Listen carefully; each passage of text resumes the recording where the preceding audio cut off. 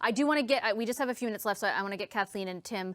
I want to play that clip, though, from QP today between the Premier and the Leader of the Opposition and get everyone to weigh in on that. Let's take a listen to what unfolded earlier today. When will the Premier actually start listening to the hospitals, to the doctors, to his own experts, and prevent this province from going into yet another third wave and lockdown? Why don't you come and join us to support the people of Ontario for once, rather than just sit there and criticize and criticize?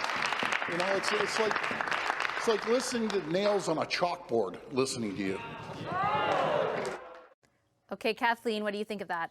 A few weeks ago on this show, I think I coined something called it was a rage ball. Like, I'm again a rage ball. Hearing that clip again, I think that this is not the first time that Premier Ford has displayed his misogynistic ways and pattern of behavior.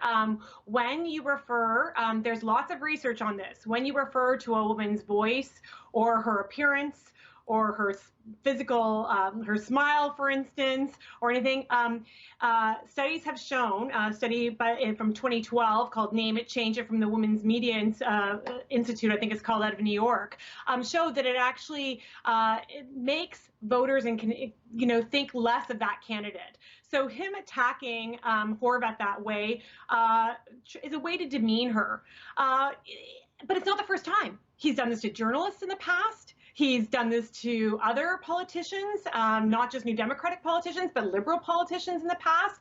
This is what he does. He doesn't like to be challenged by women.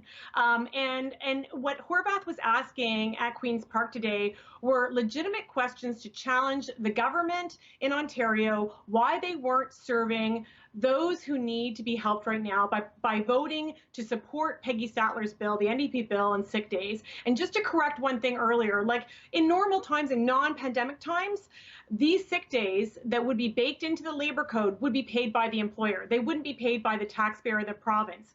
The NDP is just saying, in this context of pandemic, subsidize it. The province should be supportive of allowing people the choice to stay home, so they don't get their colleagues in their community sick. So it doesn't surprise me. It's his coded misogyny that he's been doing for years, and it needs to change. And so we just vote him out in 2022. His office, Tim, says that the Premier condemns any and all forms of misogyny and sexism. A spokesperson said that he had been expressing frustration with the NDP's approach on working with the government on COVID issues, and says the opposition's attempt to turn this into something that it's not is disappointing, especially at a time when the Premier has repeatedly called on the opposition parties to join the government in a Team Ontario approach fighting this pandemic. That could have been more easily expressed. Shouldn't have said it. I'm sorry. Got to move on. And I tell you why. This isn't the 1980s. I worked for John Crosbie, as all of you know, and he got away with telling Sheila Copps in the House of Commons, then quiet down, baby.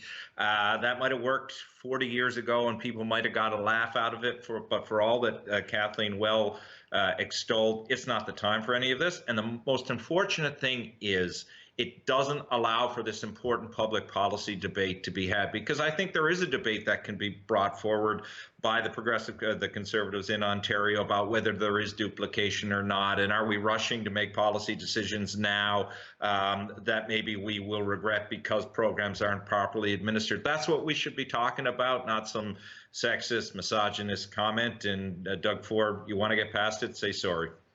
Okay, well, I talked to Ms. Horwath a few minutes ago. She said nobody, neither Premier Ford nor anyone in the party has called her to apologize. But I'll leave it there. Thanks, everyone. Thanks to our power panel tonight. Really appreciate it. Amanda Alvaro, Sherelle Evelyn, Tim Powers, and Kathleen Monk.